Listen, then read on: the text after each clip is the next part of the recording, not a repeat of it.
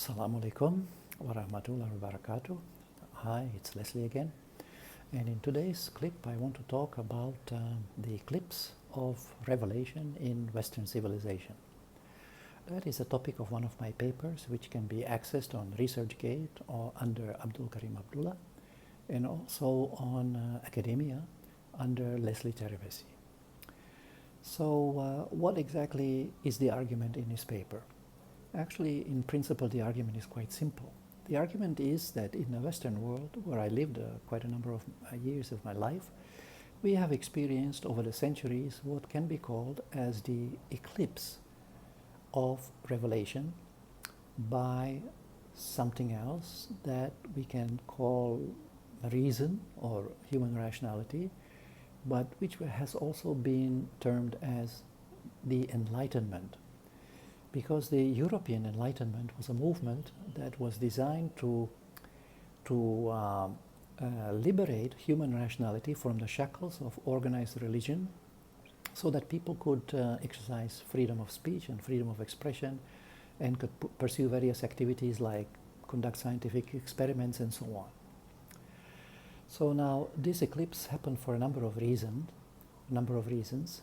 One was that there were some abuses by the ecclesiastical authorities that people were unhappy about, and they wanted to reduce the power of the religious authorities, and one way to do it would be to argue that they should allow people to have more freedom of expression and freedom to read religious texts on their own without having to have someone to explain it for them all the time, and so on and so forth. So that was one reason, some abuses perpetuated by the established authorities, which included, by the way, the sale of indulgences, which was a kind of certificate of forgiveness for sins. Now that particularly didn't sit well with Martin Luther, who criticized it heavily and triggered with that, in fact, what is known as the Reformation. At the same time, there was another contemporary by the name of Niccolo Machiavelli, who is considered the leading thinker of the Renaissance. He also argued for renewal, but not so much in the realm of religion, but rather in the realm of thought or philosophy. He was looking back to the ancients for inspiration, and he said things that also were not in agreement with the church doctrine, and was therefore identified by the ecclesiastical authorities as an evil person. And no doubt there's truth in it, because among the statements attributed to Machiavelli is a statement according to which, in which he said that rulers must sometimes be very cruel to the people, and he referred, for example, to Hannibal's, I quote, "inhuman cruelty and other virtues," end of quote. So to Machiavelli, cruelty was actually a virtue. So you can see that what is happening here in his thinking is a kind of transformation of traditional morality. Perhaps we can even say destruction, an attempt to change traditional morality and turn something that used to be a vice, cruelty, into a virtue. Now that is pretty far-reaching, isn't it? But it didn't stop with Machiavelli. Other people came after him and argued also for the a kind of transformation of ethics or morality, whereby some of the things that were previously either forbidden or looked down upon, like usury or greed, became either legally acceptable or morally acceptable at least. So now, for example, let's begin with the exercise of power or the desire of power.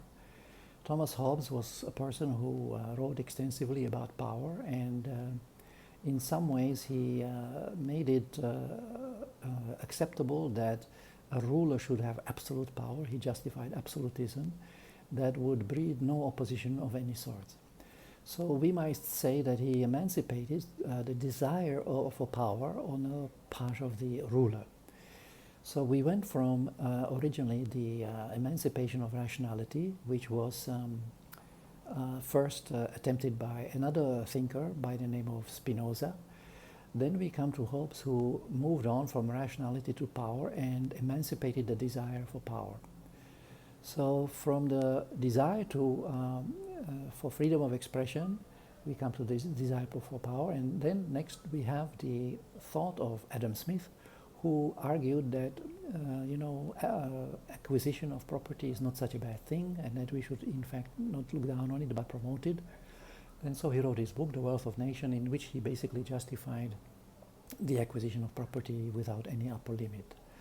So we might say that he helped to emancipate the vice, if you like, of greed and turn it into a kind of virtue. To be very thrifty to the point of being, stingy suddenly became a virtue, while before it was considered to be a vice. So now, after Adam Smith, we have John Locke, who advocated liberty. We might say that he paved the way for the coming of liberalism, where the emphasis was on freedom and allowing people to do what they want to do as long as they didn't harm anyone. Even further, this was reinforced by Rousseau, who also desired freedom, and even went so far as to say that if the people don't want to be free, they must be forced to be free.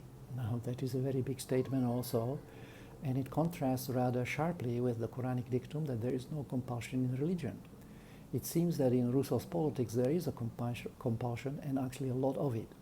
But in any case, Rousseau justified, called for liberty and also propagated egalitarianism, and his ideas culminated in the upheaval that we know as the French Revolution. Locke's ideas, by the way, culminated in another revolution that happened before the French Revolution, and that revolution was called the English Revolution. That happened at the, so to speak, the Glorious Revolution is known as the revolution where the monarchy, the Catholic monarchy, was finally overthrown and replaced by parliamentary rule. Although the monarchy was not entirely dispensed with, there was still some remnant of it, and we see some of it until this day.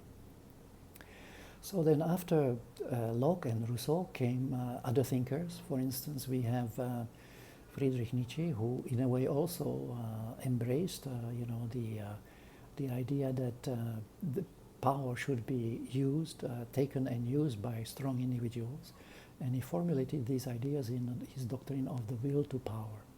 Now, the will to power has been associated with the rise of Nazism. The Nazis were great admirers of Nietzsche, and they used to visit his house just like as if it was some kind of a shrine. They practically almost worshipped him. But you can see where the Nazi doctrines have led Nazi Germany. It was a total disaster, and unfortunately not only for Nazi Germany, the entire World War II. The human casualties were in the neighborhood of, I think, 55 million dead, and it was a terrible disaster. So we can see from this the consequences of this gradual process of emancipation of desires can result in all kinds of political instability, first in the form of various revolutions, and later in a form of even wars, such as was the case with Nazism.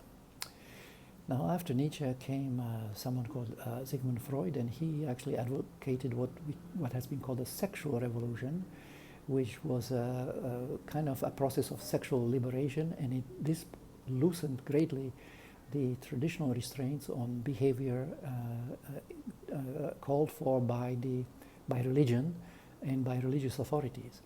So what we see here in the entire process, there is a kind of emancipation of desires that is gradually increasing the various instability that we see today. And we see this instability even in the rioting that is going on in America and elsewhere.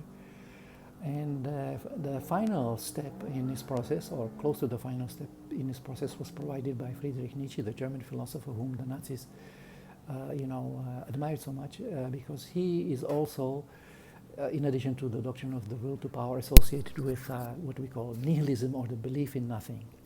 So over the entire process, we went from a belief in God to a belief in nothing. That, in a nutshell, is the evolution of Western philosophy. If you look at it from a kind of bird's eye view, and you focus on the emancipation of the appetites or the passions that each of these philosophers attempted, and perhaps to succeeded to a certain extent. But what we have as a result is a kind of eclipse of the revealed knowledge, and I think the way forward is to try to retrieve the revealed knowledge. And here perhaps looking over to Islam and to the Quran in particular might be helpful, because the Quran, I think, contains the teaching of the original revelations in an uncorrupted form, and therefore is probably the most reliable guide towards revelation in a world of monotheism in Judaism, Christianity, and Islam. So just to sum up, we have seen that the eclipse of revelation by reason and by the Enlightenment has brought problems to society, and now we need to resolve this these problems, and perhaps the best way to do it is by retrieving revelation, revealed knowledge, in as pure form as possible, and to make a new beginning, so to speak. In a process, we also may have to rehabilitate reason to some extent, because even that came under a certain amount of attack by Friedrich Nietzsche in some of his writing. But mainly we need to rehabilitate our knowledge of revelation, to refresh ourselves in this way, and perhaps I might add that there is probably no better way of doing it, and I know I speak as a Muslim now, but I don't see any better way of doing it at this time than by turning to the Quran and studying the Quran assiduously, and thereby recover that lost knowledge of religion which was eclipsed in the Western world by these ideologies that have arisen from the work of the various philosophers, which we refer to collectively as the Enlightenment.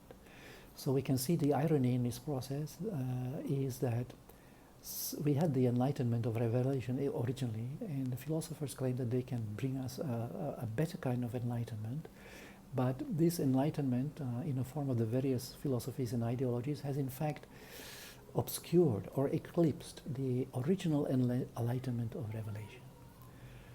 So that is the work ahead of us, and I hope that we can all contribute to it in each our own humble way, and so that we can move forward and put ourselves back on the right track. So I think that's all for today. Thank you very much. If you have any questions, please put them into the comments below, and I will try to answer them if I can. Assalamu alaikum wa rahmatullahi wa barakatuh.